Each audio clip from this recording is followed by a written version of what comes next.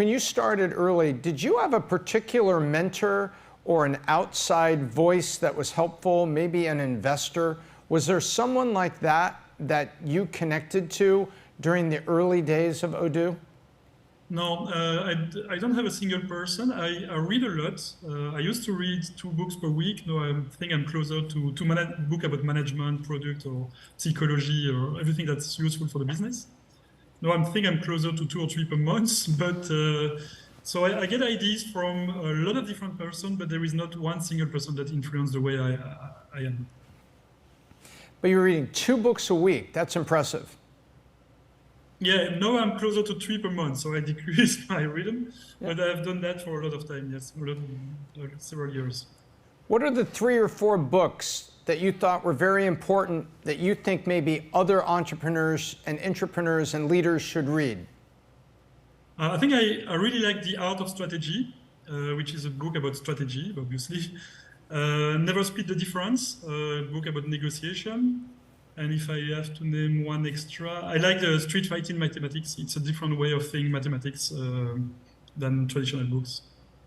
Yep, appreciate it. So what do you wish you had known earlier when you were trying to keep the company from bankruptcy? As you look back to the past, what do you wish you knew earlier? So one of the biggest mistakes I did was the business model. So I started, I'm passionate about open source, and I started as a fully open source product because that's always what I wanted to do. And I'm still today, what motivates me is to contribute a lot to open source. And so I started as a fully open source product, and I grew a community saying, okay, we are open source, the others that are not totally open source is not good, open source is great, but the rest is not good, and so on and so on. And then as we grew, we get to a point where an open source business model didn't work. I couldn't sustain the R&D cost and marketing cost with a product that was basically free and just selling support and maintenance on top of it. So I had to do a pivot on the business model and switch to what we call an open core business model, where 80% is open source and 20% is for a fee. And that has been the best decision of my life. It changed everything since we did that. No more cache issues and things like that, because now we could sell features and we didn't have customers who were churning. They were still using the product but churning because they didn't need support.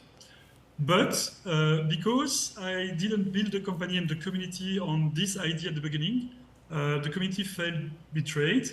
And so we've had a lot of bad marketing and so I believe the biggest mistakes I've done is not to announce to the community that we are open source today, but in the future we will do a little bit of proprietary software in order to sustain the open source development, because it allows us to pay more developers, rather than saying we will always be 100% open source. I didn't know that at the time, but I think if I would have known, I would have saved maybe 1 year to the development of the company.